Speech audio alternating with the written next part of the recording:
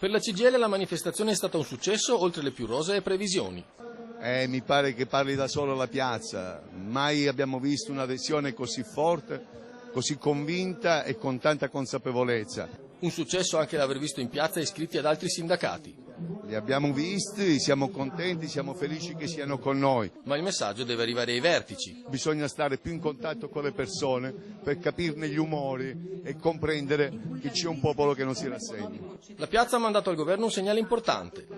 Che devono cambiare totalmente la manovra, che bisogna far pagare chi ha le grandi ricchezze, i grandi patrimoni, che la gente è stanca, che si chiedano sacrifici ai soliti noti, ai lavoratori dipendenti, ai pensionati. Oltre alle bandiere della CGIL in piazza si sono viste quelle del PD e sul palco anche alcuni sindaci solidali con la manifestazione. Da Vicenza si sono mossi molti in direzione di Mestre, a testimonianza di una crisi che non si ferma. La ripresa che era incominciata sta rallentando un'altra volta, ricordo tra i settori in crisi l'edilizia, ricordo il legno, il tessile, naturalmente anche il meccanico è molto diversificato. La ripresa quando ci sarà lenta e lunga. Possiamo dire riconfermare che è una crisi molto larga e molto profonda, ci vorranno anni per recuperare le performance di Vicenza.